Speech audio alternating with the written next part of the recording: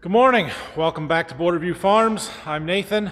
We've got a busy week going to happen here this week on the farm. So first thing we are going to do, take the this heater that I got from my seed warehouse down there, get it set up to my propane tank, turn it on, and let it start warming that stuff up so that later this week my beans will be plenty warm to treat them.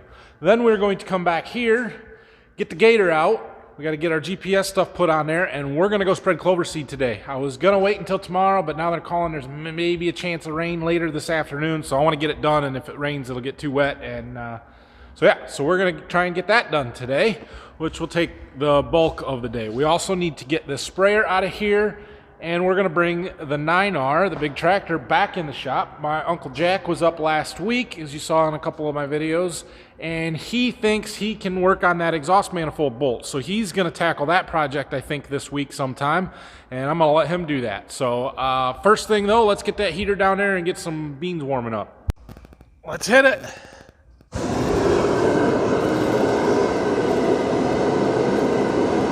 I'll take the chill out of the air in a hurry. All right, so we're going to let that run pretty much for the next 3 or 4 days. We'll fill the propane tank as we need to. The goal here is to get all the beans that's in those boxes up to 40 to 50 degrees so that we can run them through my treater. We've also this week got to do a little bit of electrical work because last year I had my treater set up along that wall. This year I'm going to do it over here just from a logistics standpoint. I think it'll work a little bit better over here. But I got to get a 220 plug wired in over there, the right plug.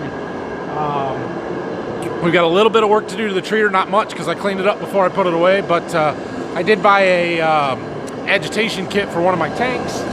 That is in this box, so at some point this week we've got to get that installed, and then hopefully by maybe Thursday, Friday, we're actually running some beans through it and treating stuff. So I'll have to get some stuff set up and get around, get all my chemicals down here. It's going to take a little while to get really moving, but yeah, that'll be a good thing to have happen the end of the week here. So now we're going to head back and get that gator out. All right, I've got the gator in here. We've got to get a GPS receiver mounted and a display put in there. Yeah, those things, I don't use auto steer on the gator, but I use it for the guidance for the line to steer with, because it's, yeah, you're supposed to be on 30-foot spacings or 28, something like that, and it's pretty hard to judge that when you're turning without having a guide. So anyway, we're going to get that stuff put in there. All right.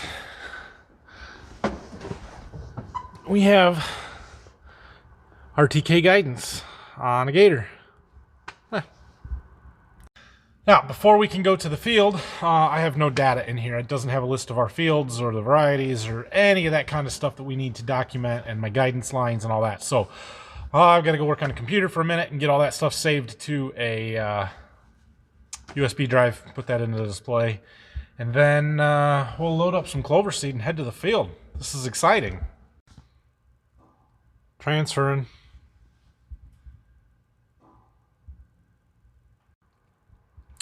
All right, I've got my monitor all set up the way that I need it. Got the data in there. I've got the first field loaded.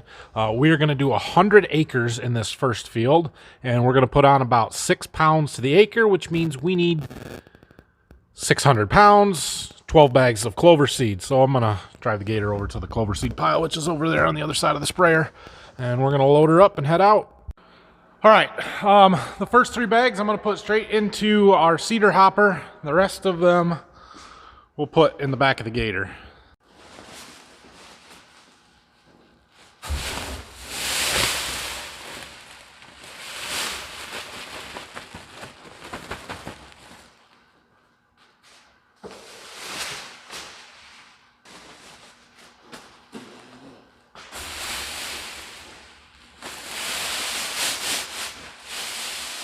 Okay, I lied to put 4 in.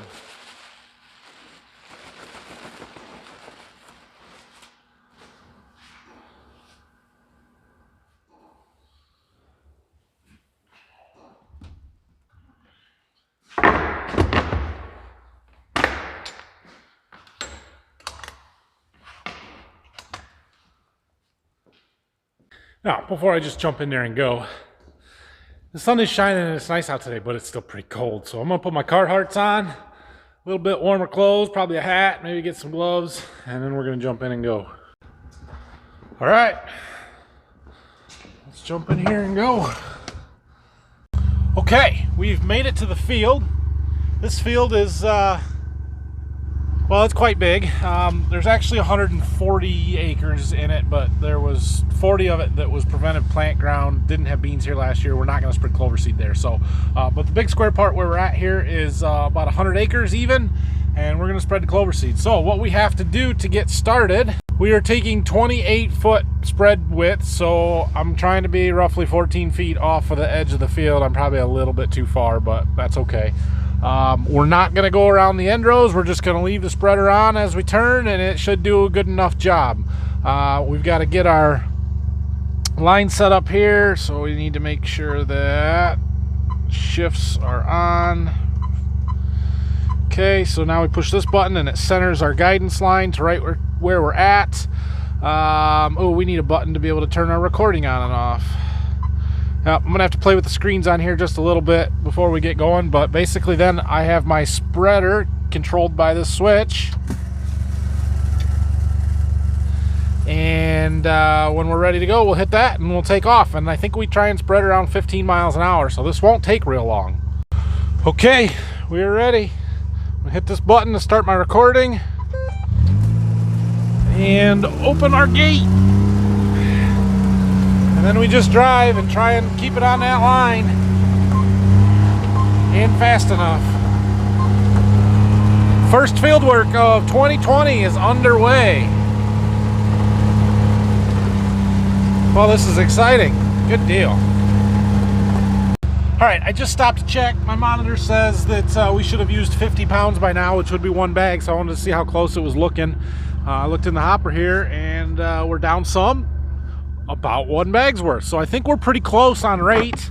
I probably should have only put 1 or 2 bags in to start with, so I could have calibrated it a little bit, but it is what it is. We're close, so we're gonna keep rolling here.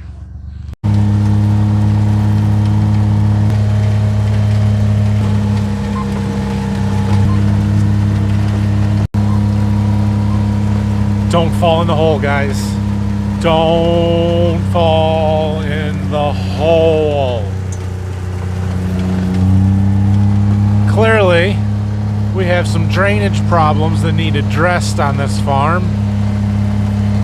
That's why it's wheat. There's a tile through there that's old clay. Well, that part back there was plastic, but part of it's clay and it's breaking down. It needs some attention. We need maybe a waterway. And yeah, that's gonna happen here after we take the weed out. Don't fall in the hole. There's the clay. So yeah, this is the problem in this farm. We'll get it fixed, don't worry. Alright, I decided to stop again and check our box because it was getting low. And we're not empty, but we're getting close. And we don't quite have enough acres covered for what we were supposed to, which means we're getting it on just a little bit too heavy. So I think I need to close my gate up a little bit. It's either that or drive faster, right? Two things that control the rate. It's the gate opening and how fast the seed flows out of the box and how fast you're driving. And I'm already driving 17 or better. So I'm gonna close the gate down just a little bit. We're gonna put 2 bags in and we'll see how far that goes, and hopefully we get it a little bit closer, because we're, I would say we're supposed to have 200 pounds used. We're about 40 pounds short. Plus there's a little bit in the box, so maybe 35 pounds short. So enough that we're putting it on plenty heavy. Well, good news, bad news. Good news is we're back on track as far as our rate goes. We've used almost exactly what should have been 100 pounds since I put those 2 bags in. And we've got just a little bit more in there than what we had last time. Right there's the bottom. So maybe I overcorrected just a little bit. I was driving faster, 19, 20. So I'm going to slow back down and leave the gate where it is, and we should be right on. I'm going to put 3 more bags in there, and we're going to keep moving because this is a big field, and it's almost lunchtime, and I can't go back until I'm done with it. So we got to keep going so we can finish it. We have made it past the edge of the woods, which means we're into short rows now. Getting closer to being done over there. About where them trees are is the edge of the field. And it looks like we got about 30 acres to go yet. So take probably half hour, a little more. Time to stop and check our box again.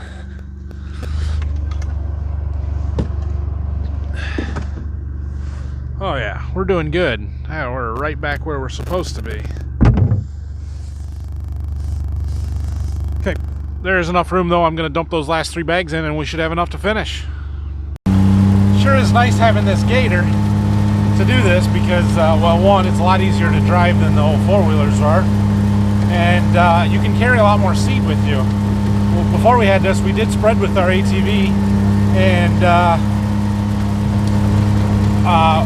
you couldn't carry enough seed to do a field, so you had to have somebody else dropping piles of seed off at the end where they thought you would need it to fill up. You could carry maybe 3 bags plus what was in the spreader, but then it got so heavy you could barely turn the dang thing, and it was just a pain. This gator makes this job a lot nicer, faster, easier.